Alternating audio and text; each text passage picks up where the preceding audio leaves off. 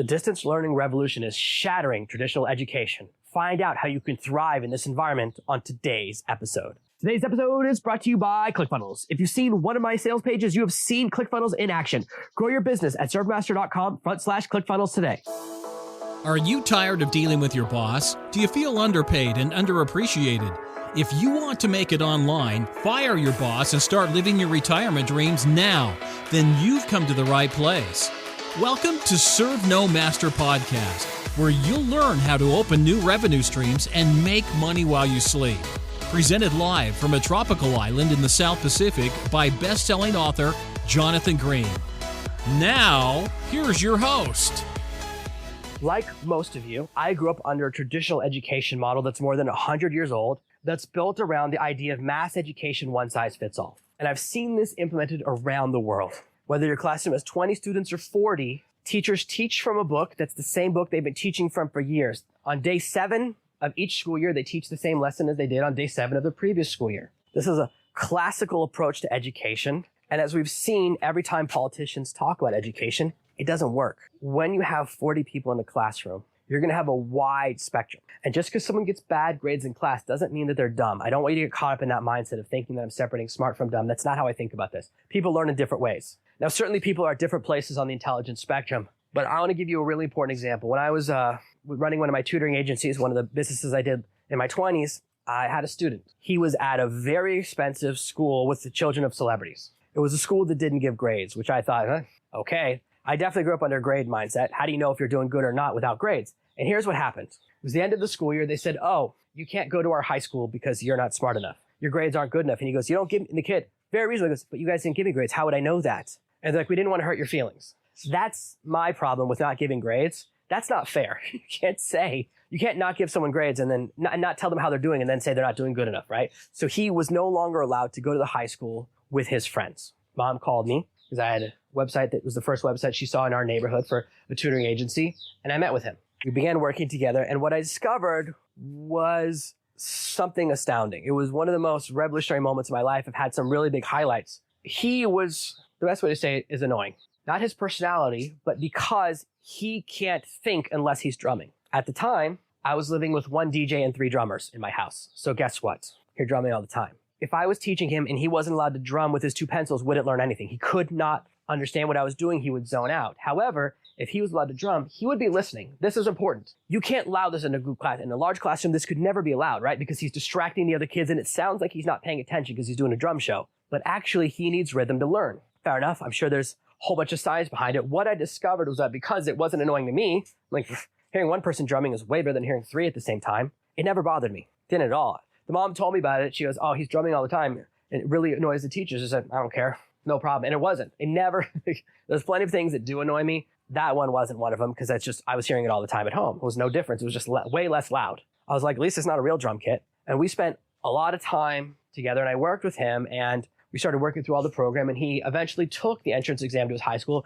got the highest score in his entire school. The principal was shocked. He got to go to the high school he wanted to, not because I'm a genius. I want to make this very clear, only because of the value of something other than mass education. He wasn't dumb. He was the smartest student in the entire school and a very highly paid teacher at a very elite school missed it because mass education is a flawed business model. Now, I understand providing mass education as part of a large culture so that people have access to education. The concept is sound. The idea of, hey, we have one person give access to education to 40 students at a time so that 39 sets of parents can go out and work and generate for the economy and do other things rather than every family being in charge of their own education. I understand that. That's part of economic growth. I understand how that was applied during the Industrial Revolution. Totally understand that, okay? Lest you think that I'm a dum-dum. Remember, I was a teacher for more than 10 years. I was boots on the ground in this world. The problem, especially when the rules for how we educate are set at the top, when the federal government in any country sets rules for what teachers do in the classroom, everyone suffers. An example of this is that in American education, you have to teach to the slowest person in the classroom. You're not allowed to set people into different groups because that's called tracking. It's considered a form of discrimination. However you feel about that doesn't matter. What it means is that one person is getting the attention that they need, the other 39 aren't. And even if that tracking thing wasn't part of it, even if they weren't told to teach to the dumbest kid, if they were told, don't teach to the slowest, teach to the smartest, still half of the students wouldn't get their needs met because some students need a lot more attention, and I think they deserve it. It's not that they're dumb. They learn in a different way, so please don't get caught up in that because that's not what I'm talking about. What I'm saying is that there's more value in the pivot to personalized education, which I believe is that we're experiencing a revolution right now where people are beginning to take control of your education. I'm a big believer in homeschooling. We home educate right now. My children right now are with their homeschool teacher. So we hire a private teacher. We're very lucky because we live very far away that we can afford it. Certainly something we couldn't afford if we were living in London or in America, but because we live in a different country, we have a lot more options. We're very, very fortunate. It's not how we started. We started by trying to have my wife do it, but unfortunately my wife was educated in a public education system that's significantly worse than America. She couldn't do it. My wife was educated under one of the worst education systems in the world, so she was not able to teach our children. Otherwise, we would. That was the first thing we tried. What we're discovering right now in this revolution is that you can learn from home. It's kind of crazy. Now, I saw this for the first time in Good Will Hunting in the 1990s. Oh, you can learn everything you would learn at Harvard if you just know what books they're studying and you go to the library and you read them all. It's pretty true. Not 100% true because there is a little bit of value in getting one-on-one attention. But when you think about it, in any class, you spend like 1 hour a week with your teacher or 2 hours or 3 hours a week with your teacher, and they give you a bunch of homework. Most of what you learn is from the reading. And then they're just reviewing the reading or building on the reading. And so I encourage you to notice how people are taking control of their education, both on a large scale and a small scale. What we're discovering is that more and more people are pivoting into micro education. What that means is instead of going through a massive general education, they go, I just want to learn one thing from someone with a small audience. This is why a lot of us follow people who have followings of 1,000 or less. A lot of people think that the market in most industries will fragment into microcosms. I don't know for sure if this is true, but I know there's lots of studies and statistics that say direct education is exploding and it's going to explode over the next 10 years. I do believe that it's growing more and more. I teach direct education, right? That's what I do. I teach you a specific skill. I say, you want to learn how to do X? Okay, go through this course, I'll learn X. It's not quite what you get when you go to college, which leads me to the problem with professors. Now, I have worked with a lot of professors. I've taught at a lot of universities. The problem with most professors, and this is 99% of them, not all, is that they've never done what they're teaching. Now, sometimes you're very lucky. Sometimes if you go to law school, you might get a retired judge or someone who was a really great trial lawyer for a long time, and now they're teaching a little bit. But most of the time you don't. An example of this is that I used to teach on an MBA course. I don't have an MBA. I don't have an MBA. And yet, they needed a warm body to teach this class. I was also teaching on a master's in marketing class. Guess what I don't also have? They were like, just read the textbook to them. And I've mentioned this in previous episodes. What I did is I brought in people who were massively successful. Every single person I brought in was a millionaire, a self-made millionaire who was running a different type of business. And I watched my class's eyes glaze over. They didn't understand. It was too high level. They just wanted to learn from the book. What I realized is that we use mass education over and over again, that people know how to learn, but they don't know how to do. Do you want to learn how to swim from someone who's written 10 books on swimming and lives in a desert, or someone who grew up on an island and can't read? There's a massive difference between people who know how to do and people who know how to talk about it. And that's often the case. Teaching is a skill. Not everyone has it. Not everyone's good at it. And I've experienced that many times. There are many people that are great at doing something. They don't know how to explain it to other people. And I've been working on improving this skill within myself for a long time because some things I know how to teach and some things I don't.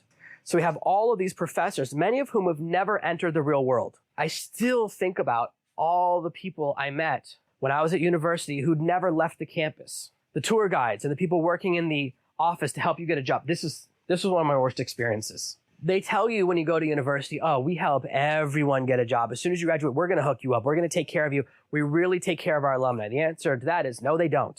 Absolute stone cold lie.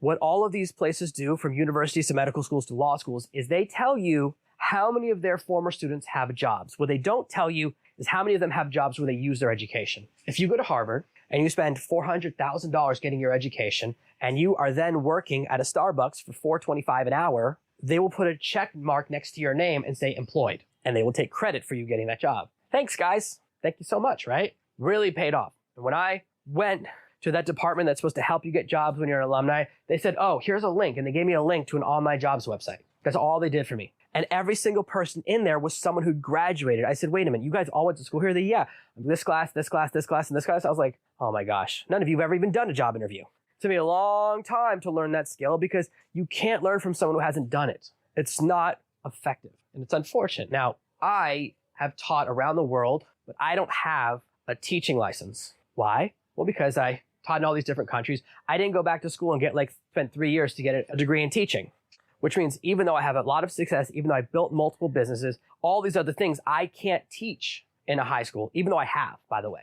Through a contract, I was hired. I was teaching at high schools when I was still in college. I was 20 years old. And I was making money teaching at schools because no one else would teach at them, even though I didn't have a teaching license. But the way our education system is focused is that you have to spend so much time in education that if you're an expert, you're not allowed to teach. You have to go through this other system of indoctrination. And that's why so many professors teach but cannot do. Very few of them are great at what they do. Now, some of them are amazing teachers, and there's certainly some mixed in, but often we're learning from people that are third generation. What that means is they didn't do it. They learned from someone else who did it, or they're reading a textbook. And a lot of these teachers, even they make their big living selling their own textbooks, and they haven't done it. They haven't been out there in the field, unfortunately. They're teaching archaeology, but they're not out there digging up pyramids. And it's not a problem in them. It's a problem in the system. But the point is, we're now seeing, because there's a big shift, all of the universities around the world have been shut down. And they're telling everyone you can learn from home. So now everyone is asking the question, wait a minute, is college worth it? And we're starting to discover that college and university is actually just a series of TED Talks, which you can watch on YouTube for free. And they're pretty cool. I've been watching TED Talks for like 15 years. I've always found them interesting. You can watch the lecture live from your professor, but guess what? It's the same lecture you recorded last year. The information's not new. So you can actually, and there's open universities and there's places where you can actually get access to previous lectures. I think there's going to be a massive shift as people realize, wait a minute, everything I'm learning, I can learn from home. I don't need to go to the university. I don't need to spend 10, 20, 30, 50, or $100,000 a year. I certainly don't think you should go to college for most degrees. I don't think you need to go to college to learn how to be a secretary or learn how to be a real estate agent. I don't think you need it. It's a different skill. I think if you want to be a lawyer or you want to be a doctor or a dentist, yeah, it makes sense because then there's a lot of practical. It's something where you're learning a skill in place. That I see is very valuable. But most of the stuff, certainly what I learned, my degrees, I never get to use them. Worthless. This shift of experience is going to cause more people to enter the market looking for personalized education. They're going to say, wait a minute, I would rather learn from a small batch course from someone who can give me more attention and someone's out in the world doing it for so much less. College used to really matter. 100 years ago, 80 years ago, yeah, it was so important because you got connections there, because you had a standard set of education so they would know what you already knew. Those were the big values. Now, so many people go to college that it's not as valuable. Yeah, we rank college and go, oh, if you went to this college, a little better than that college. I know a lot of people that went to colleges that are considered to be quite terrible, and they're smarter than me. They're better at their jobs than me, and they make more money than me. So obviously that system's not correct, okay? That rating system ain't working. You can spend $100,000 or even more over a 4-year degree, depending on if you're going to a public college or private college or out of state, all that stuff. You can spend hundreds of thousands of dollars on education. And at the end of it, all you have is a hope that you can get a job. They've trained you to be an employee. I know a lot of people with art history degrees. Here's what you can do with an art history degree. You could find a rich person to work for and you go around the world buying art for them. You can work as a curator in an art museum, or you can teach art history. There are 3 jobs available. Guess what? The first 2, real hard to get. Not a lot of openings. People don't quit those jobs. So you're either a secretary in a gallery where you're not doing any art history, right? You're not looking at historical art because it's all new art, or you're teaching because there's not an opportunity there. And this is for a lot of degrees. So you go to college, and this is what parents do, right? We send our kids there and we think this will increase how much money they make. This will give them a leg up. They'll have bigger opportunities. And then they graduate with a degree in social media, or a degree in blogging, or a degree in American history, or in American culture. It's like, wait, we already know American culture. You're American. What can you do with that? Well, you can teach it. So unfortunately, we have a lot of majors that are circular. The only thing you can do when you graduate that major is teach it to other people. Sounds like a pyramid scheme to me. That's a bad kind of pyramid. I think a lot of people are going to open their eyes when they realize that college doesn't do what it used to do. You get a generalized education. They let you do degrees and things that don't lead to jobs. There's not a really good correlation between what you major in and the job you can get afterwards. I've met people with degrees in social media. I would never hire any of them because none of them know how social media works for a real business. They learn from someone who learned from someone who learned from someone. I believe that small classes are superior. Most schools brag about the student-to-teacher ratio. We have 10 students per teacher. We have 8 students per teacher. We have 40 students per teacher. Oh, that's not as good of a school, right? Because individualized attention, absolutely. The problem with mass education is you have large classrooms, then majority of the class doesn't get the attention they need. So I actually believe the solution is more teachers. Crazy, right? You didn't think I was going to go there. I think that smaller classes, and I think this should be available across the economic spectrum. So in case you think that I'm totally anti-education, I believe in everything through high school. Definitely. I think people should get better high school education. I think high school used to teach better classes before things got changed. I wish we learned how to sew, how to cook, how to weld, how to fix stuff with our hands in high school. I wish I learned all those skills. We don't anymore, right? We have taken extra foreign language that we never use and no one remembers how to do. No one who took high school Spanish still speaks Spanish. I very rarely get to use my 3 years of high school Latin. What this means is that the opportunity for people like us is growing. The opportunity for you to take what you do and turn it into a skill. And it doesn't matter what you do, by the way. I want this to be absolutely clear, and I cover this in book after book, and I'm just dialing into something here, is that whatever you teach, whatever your specialized knowledge is, it can become something really magical because people want to learn from you. I can't tell you how many times I've had this conversation. I've been having this conversation with people for more than a decade. And a lot of you listening right now are going, no one wants to learn from me because of X. I had this conversation with one of my mastermind students recently. He was going through imposter syndrome, and this happens every once in a while. We all get it. I've been with it. He's like, I'm just a rancher. Why would someone want to listen to me, or why would someone trust my expertise on this particular diet? He actually went through a diet and saved his life. I'm like, you lived through it.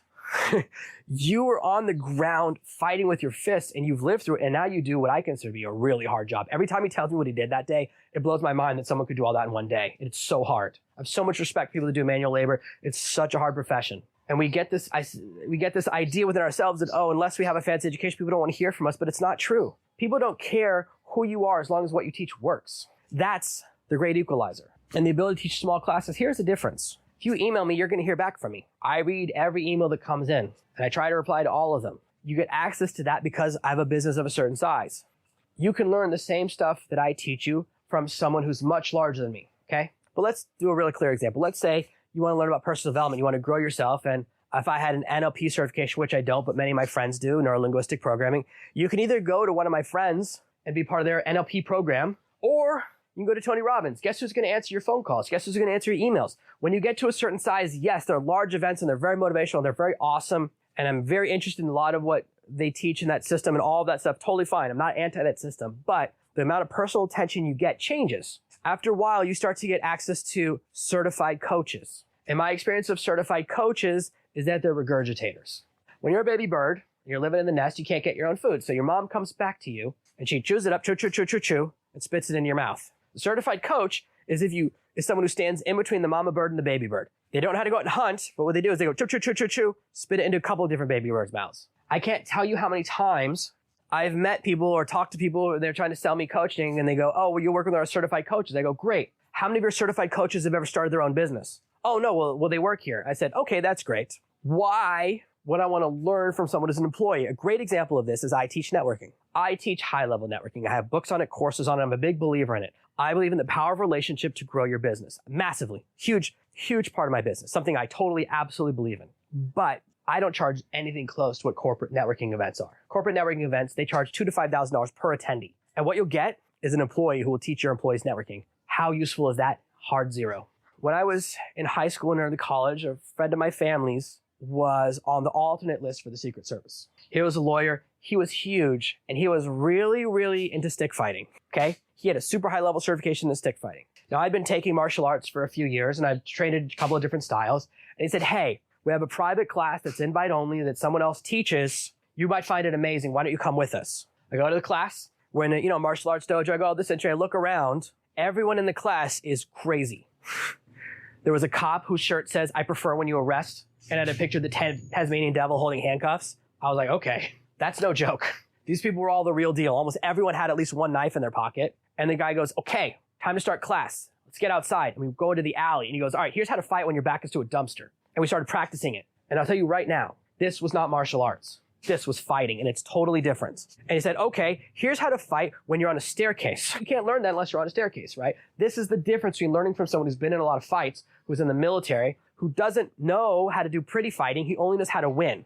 All those things you think about, rules, honor, don't cheat. None of that matters. Only one thing, win.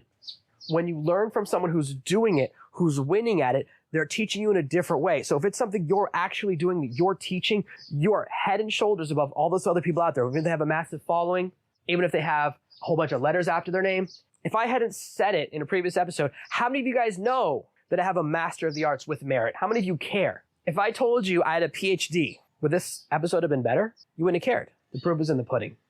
My wife is a really good cook. When we met, she didn't know how. My wife learned how to cook from YouTube videos. I did not know that was possible. I'll tell you that right now. Hands down. My wife grew up too poor to be able to afford ingredients, okay? She grew up TV commercial, raising money, support this family, $1 a day poor. So she never had fancy ingredients. Her main toy when she was a child was a stick. So she grew up in a way that I will never understand. Her world is not one that I will ever be able to grasp. And we have an amazing relationship, but she learned something from watching videos I didn't think was possible. She had no experience in it. She's really good at it.